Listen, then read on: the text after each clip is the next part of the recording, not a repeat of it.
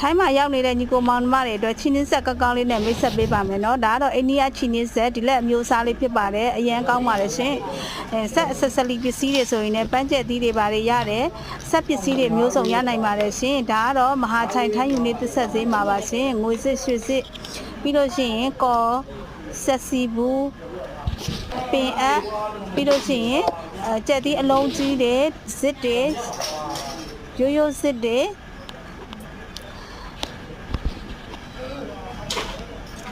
ကျက်သီးမျိုးစုံနဲ့ fancy ပစ္စည်းလေးတွေမျိုးစုံရပါတယ်ရှင်ပန်းလေးတွေလည်းရပါတယ်ပန်းကျက်သီးမျိုးစုံရပါတယ်ထုတ်သီးထုပြီးသားအစင်သင်းရပါတယ်ရှင်အချီလုံးတွေပါတယ်လည်းလိုအပ်လို့ရှိရင်မှာယူနိုင်ပါတယ်เนาะဒါကတော့မဟာချိုင်ထားယူနေတစ်ဆက်စင်းမစုံမိုးဆက်ချုပ်ဆိုင်ပါရှင်ကျက်သီးတွေဆိုလို့ရှိရင်လည်းရောင်စုံမျိုးမျိုးရှိပါတယ်ရှင်ဇာလေးတွေပါတယ်လိုချင်လည်းရပါတယ်เนาะကတ်ခွာလေးတွေပြီးလို့ရှိရင်ပေတံပေကွေးပေကျိုးမျိုးမျိုးရနိုင်ပါတယ်ရှင်လိုင်နာတို့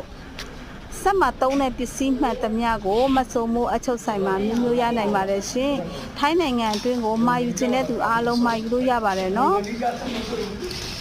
လမ်းကျစ်သီးလေးတွေဆိုလို့ရှိရင်လည်းကိုယ်တိုင်ထိုးလာတာလေးတွေဖြစ်တဲ့အတွက်ခိုင်ခန့်ပါတယ်နော်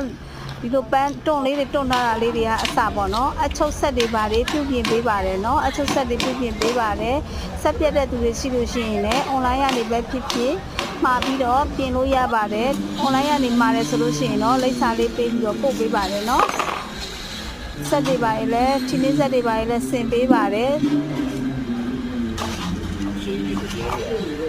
အချုပ်ဆက်ပြတ်လို့ရှိရင်လည်းဆက် accessory ပစ္စည်းတွေပိုပစ္စည်းတွေကိုလည်းကိုယ်တိုင်ထည့်ပေးပြီးတော့ပြင်ပေးပါတယ်ရှင်ကတိဆိုလို့ရှိရင်လည်းပုံစံမျိုးမျိုးရှိပါတယ်နော်ကတိပုံစံမျိုးမျိုးအထူအပားညှက်လို့ရတာရှိတယ်အပားလေးတွေညှက်လို့ရတာရှိတယ်စက်ကူညှက်လို့ရတာရှိတယ်ဆက်အပ်တွေဆိုလို့ရှိရင်လည်းမျိုးမျိုးရှိပါတယ်ရှင်ထိုင်းပြည်နေရာမှာဆိုပို့ပေးပါတယ်နော်မာယူသုံးဆွဲလို့ရပါတယ်မဟာချိုင်ထိုင်းယူနစ်တစ်ဆက်စီမဆုံမိုးစချုပ်ဆိုင်မတီဆို channel မှာလည်းဝင်ပြီးတော့မေးလို့ရပါတယ်ရှင်ရေးထားလို့ဟိုကြည့်ရှုနေတဲ့မိတ်ဆွေတွေအားလုံးကိုလည်းကျေးဇူးအများကြီးတင်ပါတယ်ရှင်လိုအပ်တယ်ဆိုလို့ရှိရင်ဒီ channel လေးကို subscribe လေးလုပ်ထားပေးပါနော်လိုအပ်တဲ့အချိန်မှာမှာယူလို့ရပါတယ်ရှင်အားလုံးကိုကျေးဇူးတင်ပါတယ်စိတ်ချမ်းသာခြင်းကိုယ်ဤကျန်းမာခြင်းနဲ့ပြည့်စုံကြပါစေလုံရင်ဆန္ဒတွေပြည့်စုံကြပါစေရှင်